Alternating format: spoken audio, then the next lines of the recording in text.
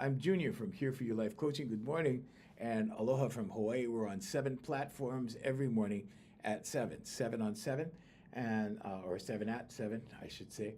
So yeah, welcome, and aloha from Hawaii. So now, pride. Let's start with pride, and then we'll go into a little bit of humility and what it really is. Because people have been raised with a false sense of pride and humility.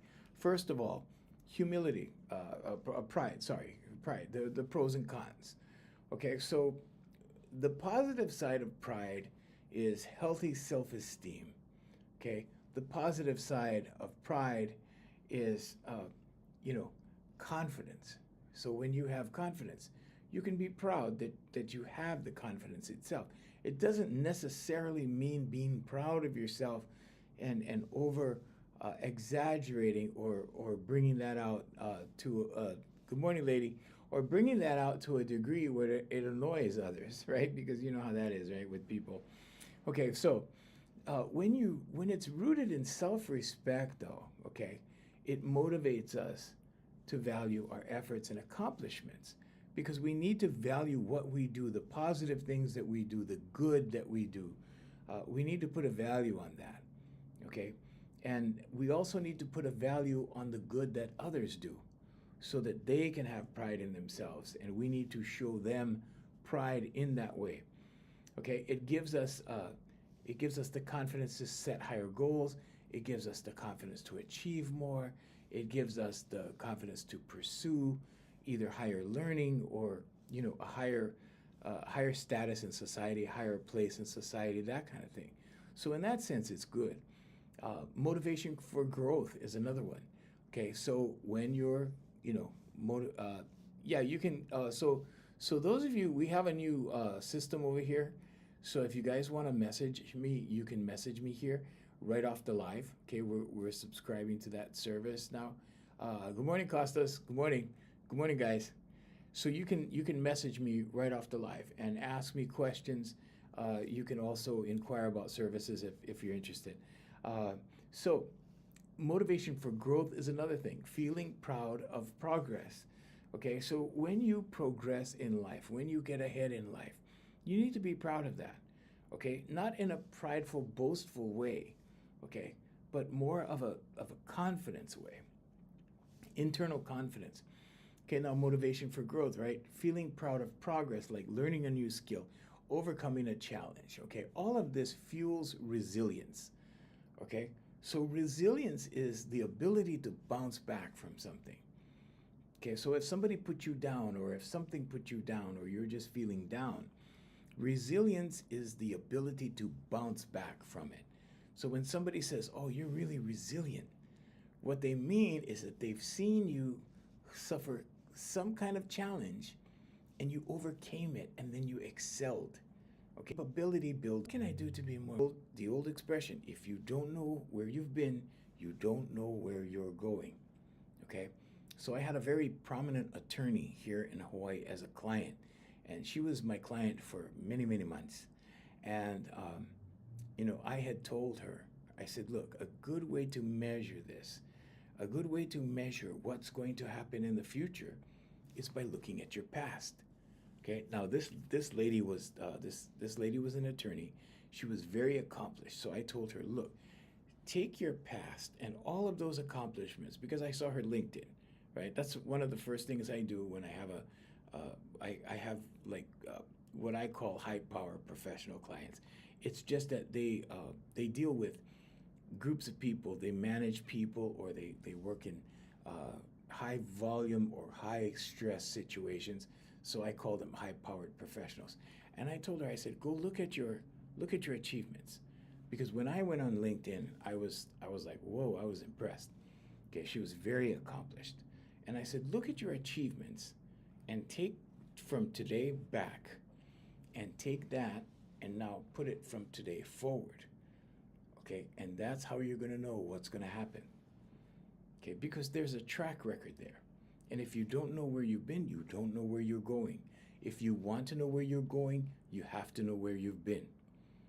Look at your results, the results you've gotten, okay? Because these are subconscious, okay? These are subconscious. Because when somebody has a pattern of success, when somebody has a pattern of productivity, it doesn't matter what they're doing. It's their mindset. Okay, this is mindset coaching. It's their mindset. So you can take whatever it is that's from today back in their past and put it over here in the future and project out how things are going to be. It doesn't matter what they're doing. Okay, because it's their mindset. It's them as an individual. Okay, so motivation for growth as far as pride is concerned. We're talking about pride today. That was requested by Kalani. So Kalani, thank you for requesting that. Motivation for growth. Okay, so anytime you accomplish something, a good motivator is to look at the accomplishment. Okay, so in this case, I told my attorney client, look at that track record of accomplishment. Now take that and use that as your motivation forward. Okay, so that's how that works. Community and belonging. So when you have pride, so we're talking about different elements of pride, different types of pride. Okay, now when you have pride in your community, pride in belonging, okay, you have pride in your culture, your family, okay, you have pride in your community members as a whole, okay. Now when you have pride in your community, when you have pride in your culture, when you have pride in your unity and identity, so as a group, your unity as a group and your identity, okay, this kind of pride uplifts not just the individual, but the community as a whole. So your community gets better. It's not just you, okay, but you can affect your community like this if you interject pride in the community. So what does that entail? That entails working with the community, getting involved in community projects, okay, paying attention to community things, community programs, okay, things that benefit the community as a whole. When you do that, that kind of pride spills over into other people in the community, okay. It serves as a good example. So when you set these kinds of examples, people join in to help. People look at it and they go, oh yeah, that's a good idea. And they join in. You know, how can I help, right? And then you include them. So these are all the positive sides of pride. Okay, healthy self-esteem, confidence, motivation for growth, community, belonging, okay, togetherness. In Hawaii, we have a word for that. In Hawaiian, it's called lokahi. Lokahi is when we all come together in the spirit of togetherness. Okay, and we accomplish things. In the old days in Hawaii, just to share a little bit about Hawaiian culture, in the old days when Hawaiians wanted to get something accomplished or accomplish something, they would form a hui, so it would be a group. Now, when we look back at the hui type scenario, it's normally in buying land or in buying a business or in creating some kind of group for community betterment, that kind of thing. So they would form a hui, a group. Why? Because they were more powerful as a group than they were as individuals, and the Hawaiian people knew this. And so huis are a big thing in Hawaii, even till today. Okay, so now we're going to look at the negative side of pride. Okay, because Kalani was asking me, like, is pride good? Is pride bad? Okay, pride is like anything else. It depends on how you use it. Okay, it's like a knife. You can use a knife to cut meat for yourself to eat, or you can use a knife to harm people, right? So it depends on how you use it. Pride is the same way. Now, the negative side of pride, okay, is arrogance, superiority, okay, feeling like you're better than the next guy, okay, when you're arrogant, when you think you know everything, okay, and part of that is ego. We're going to get to that in a second, okay.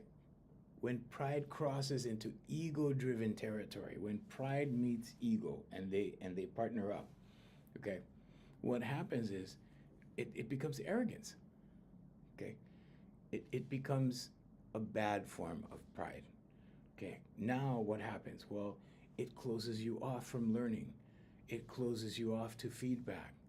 It blinds you from your flaws, things that you should correct, things that you need to address. Okay, you no longer see it that way. you're no longer open to those things. Why? Because you think you got it, because you think you know. Okay? Knowing and think you know are two different things sometimes. Okay, so just be aware this is the negative side of pride. Okay, now that also promotes resistance to growth. Okay, if you're, if normally, let's say you were open to things, now you're open to growth. Somebody makes a suggestion, you're open to it, you're entertaining the suggestions. Now you can grow. Now there's room for growth. Okay, if you become closed, where pride is involved, okay, and resistance mean like this. Remember, we always talk about this. Okay, when you're resisting, and resistance also can mean trying too hard. When you're pushing, you're working too hard, you're trying too hard, you're pushing. This is resistance for your blessings, because your blessings are trying to come to you, but you're pushing forward momentum, you're pushing. Okay, so resistance to growth, however the resistance happens, there's many ways. Okay, excessive pride makes it hard to admit your mistakes. It makes it hard to apologize. Okay, it makes it hard to accept your mistakes, to own up to it. If you have a problem doing this, okay, if you have a problem apologizing to people, if you have a problem saying, hey, I'm sorry, it was my fault. Okay, if you have a problem doing that, just know that it's ego. So your real problem is subduing the ego, or your real challenge is subduing the ego. So here's how you start, okay? Everything in baby steps. Just say, my bad. Say, oh, my bad. Okay, just start there. Okay, then you can get into I'm sorry, or I apologize. Okay, I say I apologize. I say that because to me, sorry is like a shallow word. Apologize, okay, is to me carries more weight. The word carries a bigger vibration. So I say I apologize, okay, or I say, please accept my apology. That kind of thing, okay. Never feel, okay, feel, right? Never feel that when you apologize, it's a sign of weakness. It's not a sign of weakness. It's a strength. Okay, when you apologize to someone for something, okay, you are owning up to it. You are taking possession of it. You are owning it. In other words, right? That's what they say now, right? Owning it. I'm going to own this. And when you own your mistakes, what happens is you not only feel a greater sense of growth inside for yourself, but you project strength to the other person because they go, wow, like he was really sincere. He really, or she was really sincere. He apologized. He said, I'm sorry, or he said, I apologize, it's my fault, and then take the steps necessary to correct it. Either say, well, this won't happen again, or I'll try not to have this happen again, or I'll do my best not to allow this to happen again. Okay, that kind of thing. Because assurance is a big deal. When you assure somebody, okay, now assurance is on top of the apology. Oh, I'm sorry, I apologize. I'll try to never have that happen again. Something like that, okay? When you reassure somebody like that, it makes it even better, okay? Not only does it make the anger go away, or the frustration go away, or the negative vibes go away, okay? It's almost like a deal you're making with them, okay? You're going to put an effort into changing this in the future, and not allowing this to happen in the future, and not letting this happen in the future. Now, that's a goodwill gesture for people, okay? So when you do that, you make people feel comfortable, okay? And people will admire you for that. You ever see people, they have these discrepancies, and then they apologize, and they actually become friends with the people they offended? You ever see that? Okay, funny how that works, huh? Okay, but it works. And it works because we're all human beings, okay? And deep inside, we all have a certain amount of moral values, okay? Morals and values. Okay, now, if, for example, you have some sort of resistance, okay, that will make that kind of pride, if you're resisting because of pride, because you're proud, okay, let's say you can't bring yourself to apologize. Let's say you're resisting, right? You're resisting growth, okay, and you can't apologize because of pride. So then it's hard to admit to your mistakes, right? It's hard to accept help. Maybe you actually need some help with something, and maybe your pride prevents you from asking for help. So you either try to do something on your own, or you get stuck with it because you feel, okay, again, you feel you can't ask for help. Okay, this creates a barrier, not only to that issue, okay, but to self-awareness and learning. You close the door to self-awareness right there. You close the door to learning right there. Okay. Now, fragile identity is another thing. Okay, fragile identity. What am I talking about? If our sense of worth depends only on being better than others, okay, if it's that kind of pride where you always feel better than others, okay, pride becomes fragile at that point. Okay, you hear people talk about the male ego. Great, the male ego. Men don't ask for directions. I always say that on the live. Men don't ask for directions. Okay, I'm one of them. I want to figure it out. Okay, why is that? Well, especially when I have a lady in the front seat. Okay, I want to pretend like I know what I'm doing. Okay, all right. You know, one thing that I tell my young men when I give them coaching for our Modern Males program. Okay, Modern Males Confidence. It's a program that we have under Here For You Life Coaching. It's a separate website, separate business. It's for a separate clientele, but it's for young men searching their way through life in their early 20s, like in their 20s and stuff. And I always tell them, you know, when you take a woman out, right? You say, all right, we're going to dinner. She goes, where are we going? You go, it's a surprise. And I tell them, if you haven't figured it out, you keep driving and you keep looking until you find the place, okay? Because the last thing you want to do is ask her, oh, where would you like to go? You see, then you're taking that responsibility that was yours and you're piling it on her. And now she has to figure it out, you see? So, but fragile identity comes when we think we're better than others, okay? When our pride becomes fragile, okay? Criticism or failure then feels like an attack on who we are, right? Okay? So, now, what's the role of the ego? Okay, so the ego, now that's pride, right? Now, how does pride and ego, how do they mix? The role of ego is a part of us that craves recognition, validation, and control. Okay, do you know some control freaks? People that have to control. Okay, that stems from ego. Okay, people that have to control things, people that crave recognition. You know, oh, I did that, I did that. I did that, or I accomplished that, or I'm responsible for that, or I did.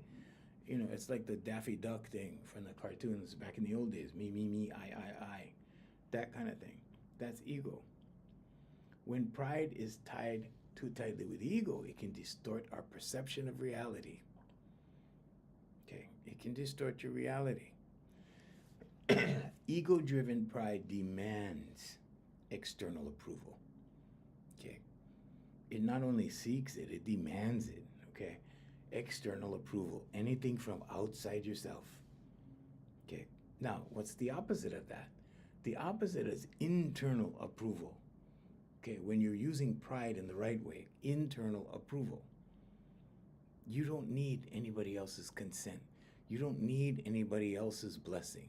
You don't need anybody else's permission.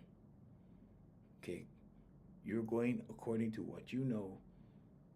Okay, and you're moving forward on your own. You're self-motivated, right? Pride, like we talked about earlier, the self-motivation. And you don't need to seek approval. You don't need to seek permission. You don't need to seek anybody else's opinion. You just do it. Okay?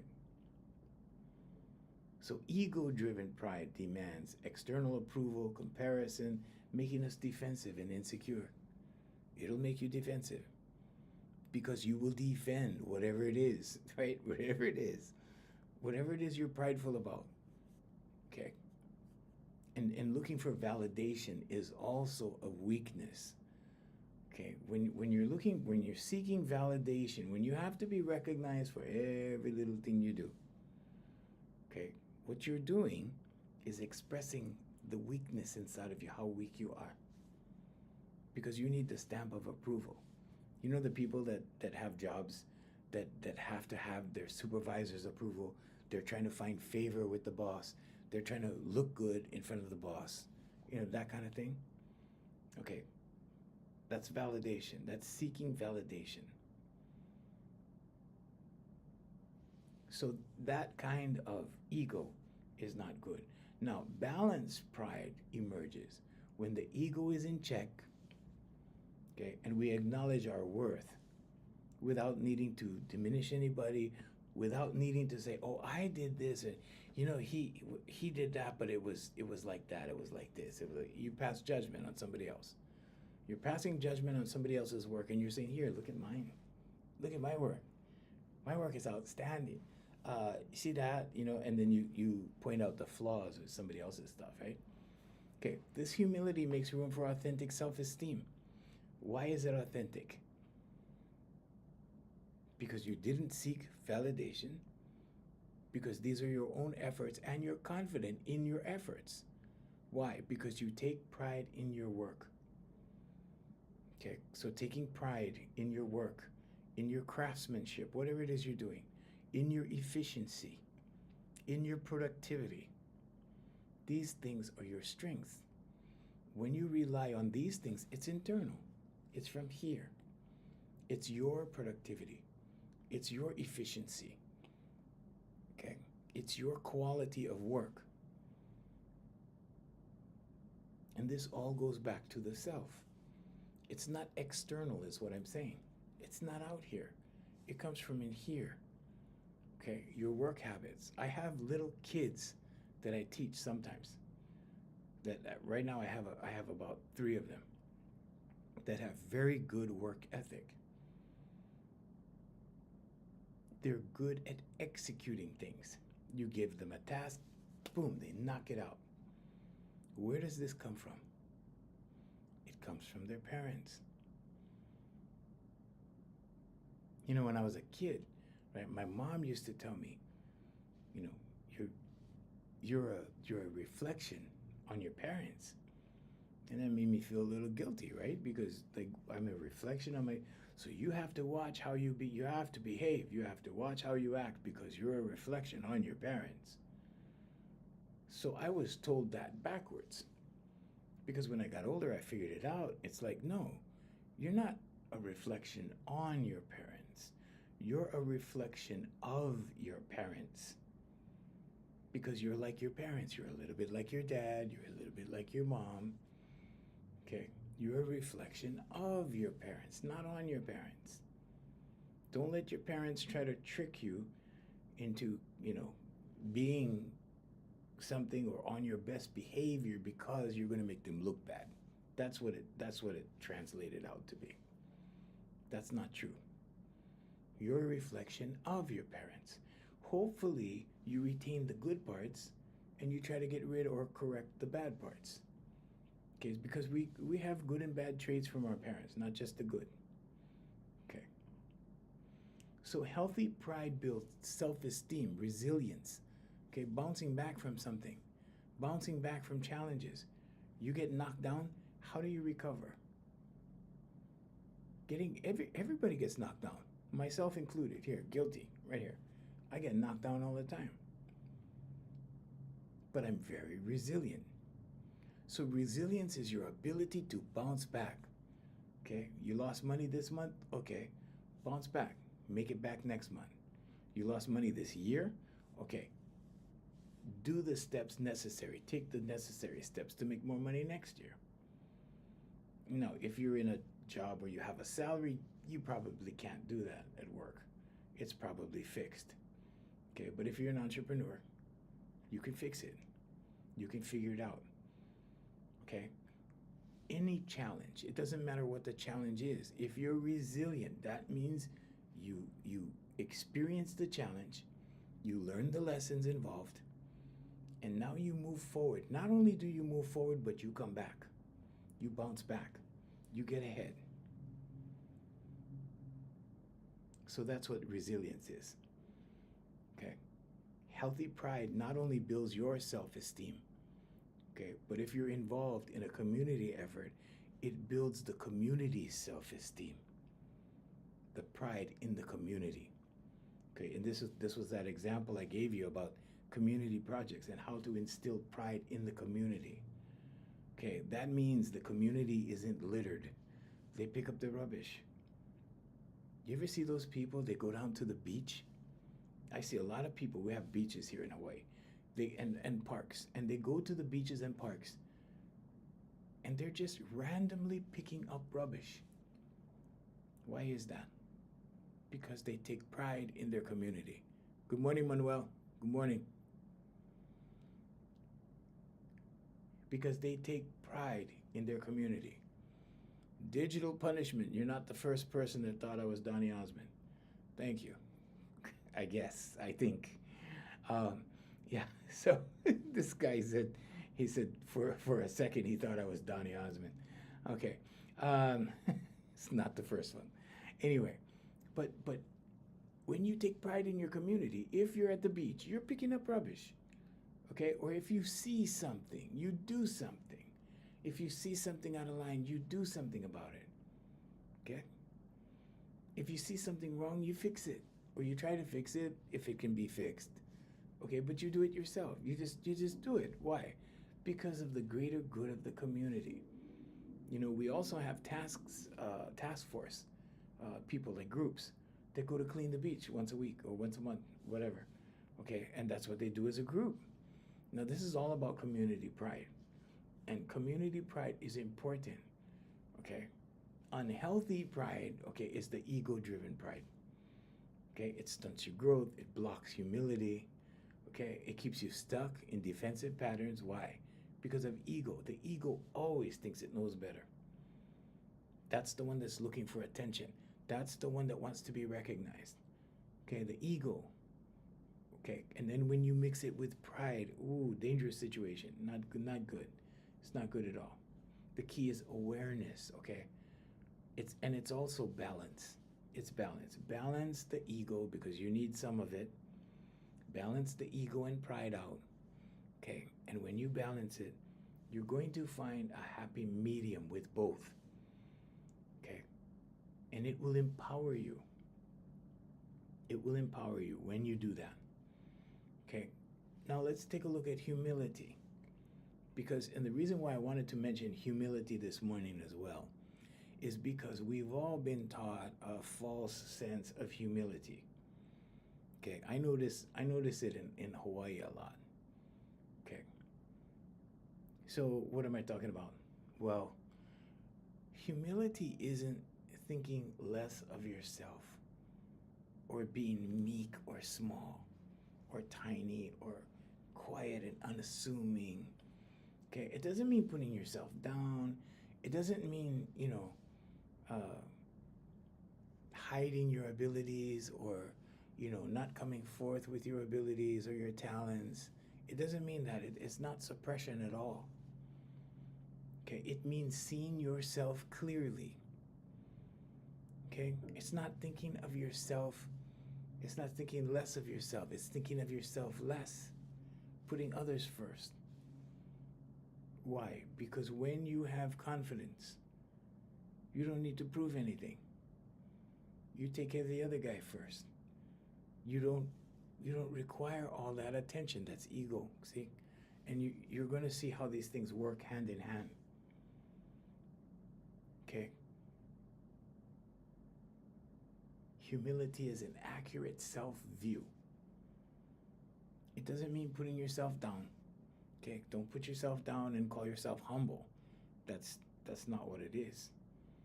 Okay? Then you're just deceiving yourself and possibly deceiving others.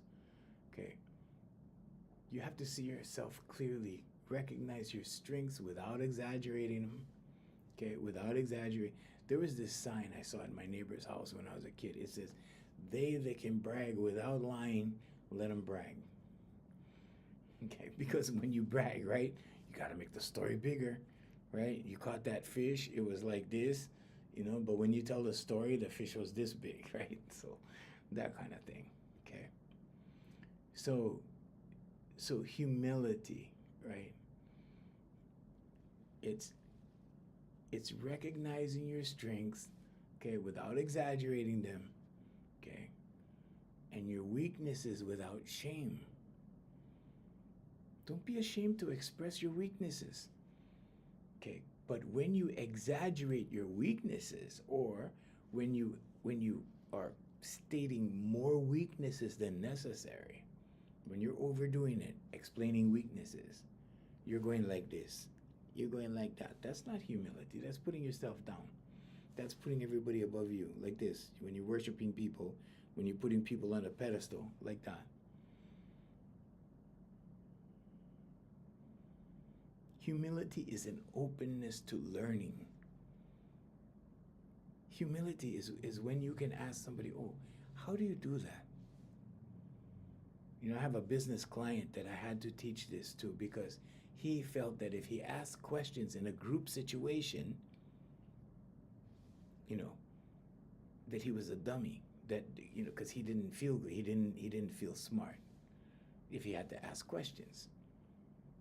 Okay, I'm here to tell you that if you ask questions, okay, how is that done? How do you do that?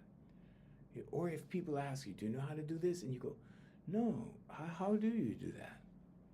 You'll get more information. When you pretend you know, or if they think you know, they may not be as complete and divulge enough information. So by coming from "I don't know," okay, by coming from "Please tell me more about it. Tell me about this." Some of the smartest guys I know operate that way. "Oh, have you heard about this? Oh, tell me about that." And then they get more information than if they pretended they know. They go, oh yeah, the guys who pretend they know, you're talking about something, "Oh yeah, that's, that." Then you don't want to tell them about it, right? You don't want to tell them about it because you think you're going to repeat everything they know because they know all about it. You see? See how that works? So come from "I don't know." When you come from "I don't know," or "Please tell me more," that kind of thing, you learn more. They will tell you more. They will volunteer. People love to share their expertise or what they know. They love to share what they know. They love to be the authority. Let them be the authority. What have you got to lose? Okay, now my client walks into meetings and stuff and he asks questions. And if he doesn't have the answers, he doesn't feel stupid. He seeks the answers. And he learns more. A humble person accepts that they don't know everything, right? They accept that. Growth comes from curiosity. Remember that. Okay, growth comes from curiosity. Be curious. Okay, feedback, mistakes, all of those things are valuable. Okay, feedback is valuable. You want to know how you're doing, especially if you're working for someone. Okay, you're going to want to know, like, how did I do? Get feedback. I always ask my clients, like, give me feedback on what you need information on. So I was really happy yesterday when Kalani made this request for pride today. He said, "Can you explain pride? Can you talk about pride?" And that's what we're doing. This humility stuff is things I've added because we've been taught a false sense of humility. Okay, and humility expressed in the wrong way is very detrimental to self-pride or self-esteem. When you express humility in the form of meekness, like you don't know something, or like you're holding back or you're suppressing yourself, then it's a bad thing. It's not good. It's not healthy. Okay, respect for others is another thing about humility, okay? Because humility acknowledges that everyone has value, gifts, and perspectives worth hearing and sharing. Okay, that's humility. When you value someone's input, when you value someone's natural gifts, someone's natural talents, okay, and you incorporate that into whatever it is you're doing. You know, like if you're in a situation and maybe you're building something and you know one of your friends is a good carpenter or he can build good, he can make cabinets or he has that natural talent, you're going to incorporate that into the picture. You say, hey, can you help us with this? Can you join in? We know you have a gift for building, for whatever it is, right? And then you incorporate that. Okay, humility is also inner security. Being secure in this one. Okay, the kingdom is within. Okay, I always tell you the kingdom is within. Jesus Christ taught us the kingdom is within. Inner security. Okay, I teach inner confidence. We develop inner confidence with my clients. It's not the kind of confidence you get from playing football. It's not the kind of confidence you get from going to the gym. It's inner confidence in here. You're not your body, you're not your name, you're that energy that lives in here. Whatever you call that, spirit, whatever you call this. We make that strong in individuals. So when this becomes strong, you don't chase validation. You become comfortable in your own skin, and that's what humility is. Because when you're comfortable in your own skin, you don't have to tell everybody about what you do. They will observe what you do. They will observe who you are. The universal law of correspondence tells us whatever's going on in here is going on right here in their immediate vicinity. So if you know how to observe conditions, right, you'll know what's going on in the person. Thanks, you guys. Thanks, Costas. Thank you, lady. You'll know what's going on in the person by observing their conditions. You see a messy desk at work, you know that in here they're messy. They're not organized. You see a very organized desk, a very organized office, you know that they're organized in here. If they're humble, they don't need to tell you they're a good organizer. You can see it, okay? They don't have to tell you. If they're secure with themselves, they don't have to tell you. You can see it.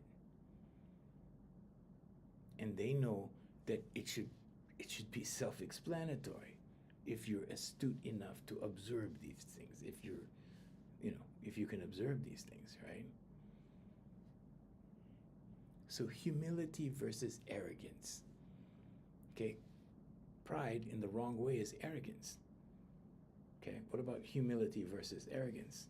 Arrogance says, I'm better. I already know these things. Arrogance.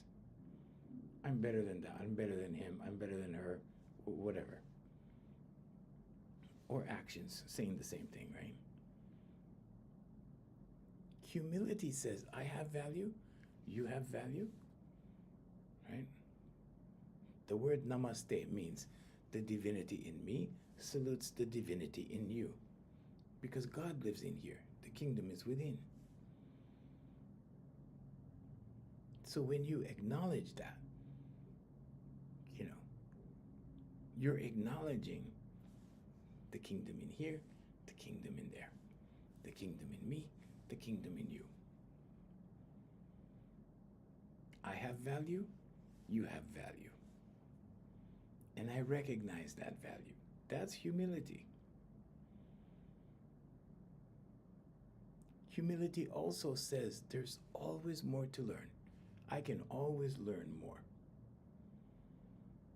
Arrogance resists feedback. Arrogance is like this. It pushes back like that. Humility welcomes feedback. as a path to growth.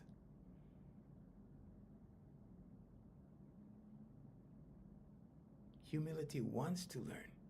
Humility wants to excel. Humility wants to get better. All of these things are part of humility. When you see somebody that's eager to learn, I have many, many clients that are eager. They're eager to see me every week. And those are the people I really want to teach, the ones that are really eager to learn. Because it creates a good learning environment. I have a lot to teach, they have a lot to learn. They want to learn, I want to teach. That's what I do, that's my job. Okay? So now you have a good environment. You know, it's like a pitcher and a catcher. You know, one of them wants to catch the ball, the other one wants to pitch the ball. Okay, you put them together, now you have a good match.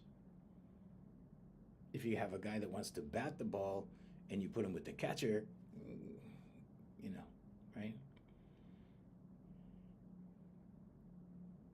So arrogance also seeks to dominate, right? Arrogance. Humility allows for team playing. Humility allows for everybody to get involved. Humility involves for everybody taking turns, being respectful. Say, okay, you try now. Okay, your turn now. You try this now. That's humility. It seeks to connect. Humility is connection is humility. When people are connecting, when people are sharing ideas, when people are exchanging ideas. Okay, arrogance is when one person thinks they know and they don't let you talk. They don't welcome your ideas. They don't care. That's arrogance. Okay. So now how do you cultivate a good, healthy dose of humility? How do you counteract arrogance? How do you build humility? Practice active listening. That's the first step. Listen. Listen more than you talk. In my business, I have to talk a lot because I have to teach. And because time is money with my clients. They pay a lot of money to see me. So I have to give them as much information as possible. But after that information, I yield and it's their turn. And then they ask questions about the information. That kind of thing. I do this for free for you guys. So you guys can get all this information. Okay, free of charge. You don't have to book an appointment with me or anything like that. This is my community service. This is for the community. But active listening is one thing. Okay? And when someone speaks, focus on understanding them, not thinking about what you're going to say next. Don't focus on that. It's okay sometimes to be stuck for what you're going to say next. It's okay. You don't have to prepare in advance. When you do that, that's arrogance.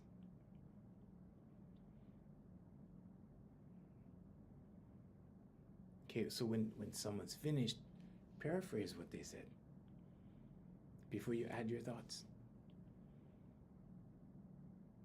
Give them a short assessment of what they just said. Oh, I see, so I shouldn't blah, blah, blah, right? And then ask questions. Like that. Okay. This trains your mind to value others. Okay. You start to value others. Why? Because you start to appreciate what they're saying. You start to appreciate their input. You start to appreciate their knowledge. Okay, gratitude is another one. Okay, always be grateful. Rhonda Byrne calls, thank you very much. Thank you, Monica. Rhonda Byrne calls gratitude the great multiplier. So write 3 things down every day that you're grateful for. Everything you take, make a list and then write down 3 things to focus on that you're grateful for. Not just for you, but for others as well. So incorporate others into the gratitude. 3 things that you're grateful for that involve others. This will shift the focus from self-importance, right? Arrogance, okay, to appreciation of interdependence, appreciation of the group effort, interdependence between the two. Seek feedback. Always seek feedback. You know, just ask people. It's not a shameful thing at all. It's like, oh, so what do you think of that? What do you think of the information? You know, for you guys, I always say, ask me questions. Put the questions in the comments. I'll get to them.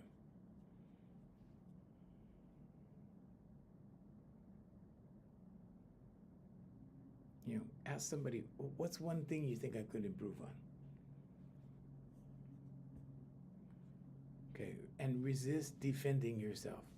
If you have to defend yourself, just understand that defense is a barrier. Defense is going like this. Defense is resistance. Okay.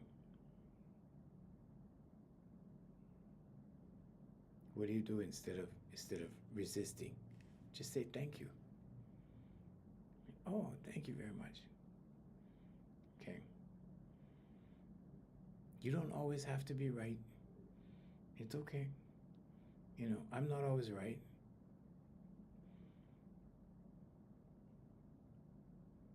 But when I get correction, thank you, Monica. But when I get correction, right, I thank people. I say thank you.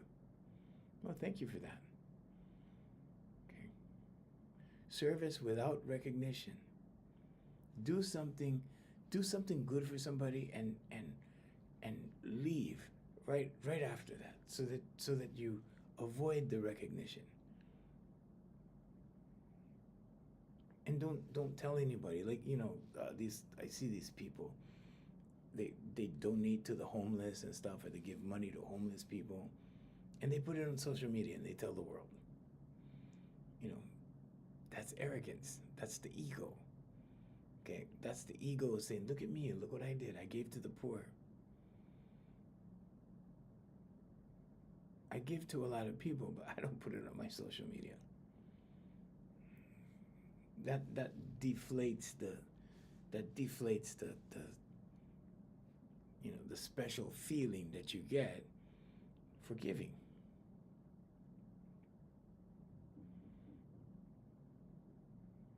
Okay, but when you do this, it trains you to act from compassion rather than recognition, rather than ego-driven pride. Now you're dealing with compassion because you do it privately.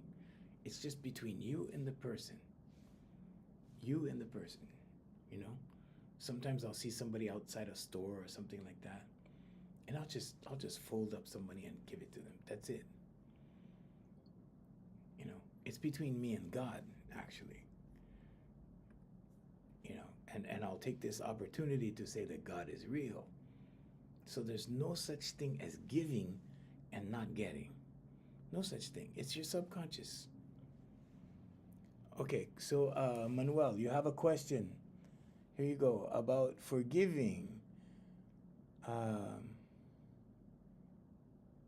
You help somebody with a loan and he smiles finish that one. In your face, that you never get anything back. Should you forgive yourself? Of course. Yeah. Forgiveness is divine. So, yeah, forgive. Yeah. So he's smiling at you, but he's not paying you back. Of course you need to forgive yourself. You can't hold that against yourself.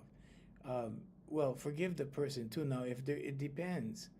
I mean, I think you should forgive regardless, but there's a difference between someone who doesn't have the money to pay you back and someone who has the money that's just taking advantage. And if that's the case, if they're just taking advantage, then just let them go. Just, you know, you just wash your hands of it. Just, okay, you learn your lesson. It's okay. Don't hold it against yourself, and don't hold it against them. It makes no point. It serves no good to hold it against them. Yeah. Yeah. See, if they don't have the money, what can you do, right? So, yeah. Yeah. Good, Manuel. But it's good that you gave. It's good that you helped. You can never feel bad for helping someone. Never, ever feel bad for helping someone, you guys. Okay? So, another thing you can do, okay, to develop this sense, okay, of humility, okay, over arrogance is a beginner's mind exercise. Painting, that's one of them. Painting, okay? Learning a new language, learning a sport, things that require coordination. Okay, so painting, you're coordinating with your hand-eye skills. Okay, language, learning a new language. Now they have apps. I started doing that. I started learning Spanish for a little while, and then I got busy. But they have the app I like is Babbel. Yeah, good job, Manuel. No, being mad at yourself doesn't work. Yeah, yeah, yeah. You're very welcome, Manuel. Anytime. That's my friend Manuel in Belgium. So, so yeah, when you learn these things, these new skills, what you do is neuroplasticity. You rewire your brain. Your brain creates new neural pathways. Okay, when you learn how to paint, my mom did that when she was in her mid 80s. She learned how to paint. She just made 90 years old, and she paints. She still paints at 90. Okay, neural pathways in the brain, new neural pathways in the brain help you because now you have new ways of doing things. Now your brain becomes healthier. Okay, if you wanted the same old brain, it's going to get old, it's going to feel old, it's going to degenerate. But if you form new neural pathways, amazing things begin to happen. Okay, so that's another thing. Okay, affirmations for balanced identity. Okay, so balanced identity, what am I talking about? Well, if you're arrogant, right, your affirmation would probably be something like, I am the best, or I must be the best, right? A more balanced affirmation is, I am enough and I am always learning. See, it's a more humble approach. And this is expressing humility. It's an expression of a positive affirmation in humility or being humble at the same time. Now, for more aggressive people, I find that, radical I am statements work as well. It works to get people motivated. People who are not motivated. Okay. Good morning, brother. Yes, sir. Hey, Jax. So, when you listen to I am powerful, I am strong, I am whatever, right? I am unstoppable, right? So there's a lot of that on YouTube. You can listen to the videos. People make those, but those motivate people. Okay, it's not that it's gonna make them, unhumble, right, or not humble, but it's gonna motivate you. So it depends on your application. Okay, it depends on what you're using it for. But for humility, you want to write affirmations like, I am enough, I am always learning, I am always seeking, I am always seeking to better myself, that kind of thing. So it's more humble. Okay. So humility is not about shrinking yourself or being small. Okay, that's plantation mentality. That was taught to us a long time ago. Factory mentality, plantation mentality. Okay, what is plantation and factory mentality? Well, they wanted workers, they wanted laborers, they wanted blue collar people. They didn't want thinkers. They wanted people to work in the factories back in the industrial age. They wanted people to work on the plantation, to harvest the pineapples, to harvest the sugarcane, that kind of thing. They didn't want people who were ambitious. They didn't want people who wanted to get ahead. They needed people for the factory, for the plantation, that kind of thing.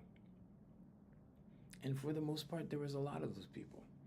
Okay, but over time, right, those initial plantation workers, especially in Hawaii, they put money on the side.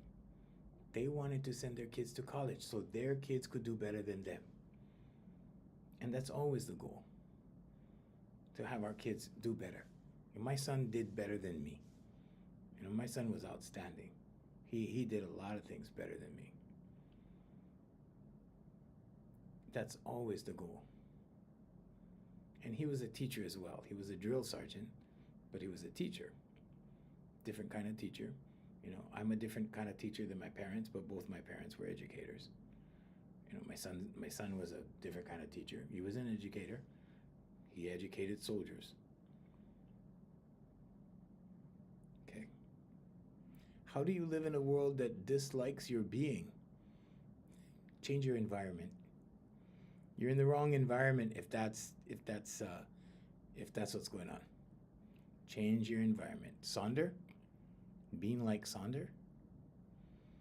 Hey, you don't even have a profile picture. Is it that bad?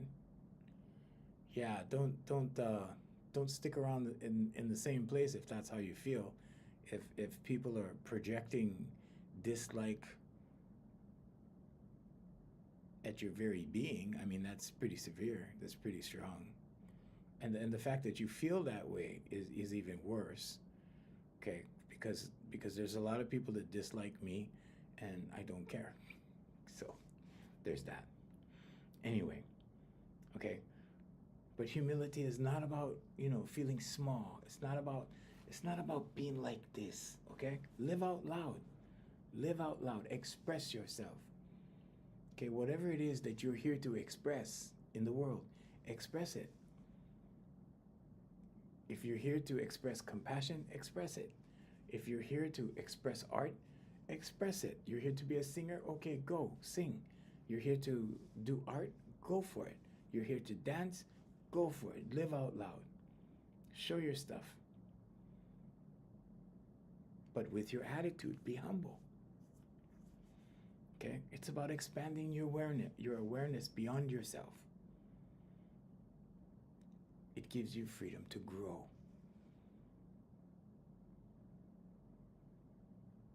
And when you connect without competition.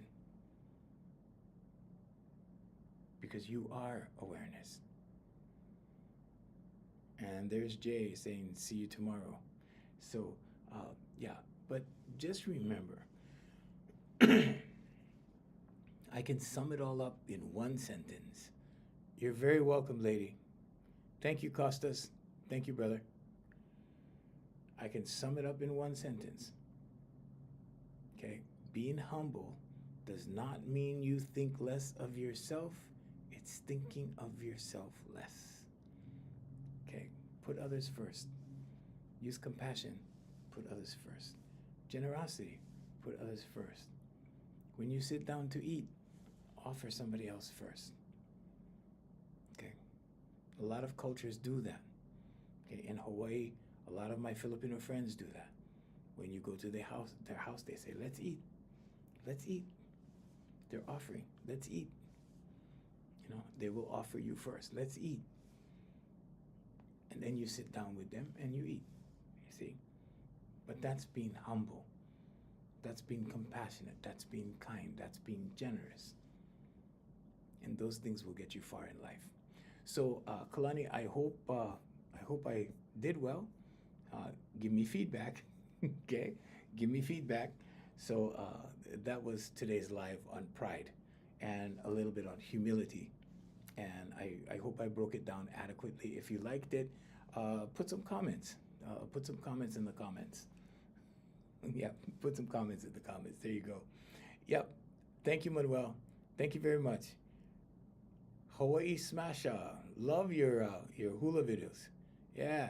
So we'll see you guys tomorrow morning at 7 a.m. Oops, there's my puzzle piece. Okay.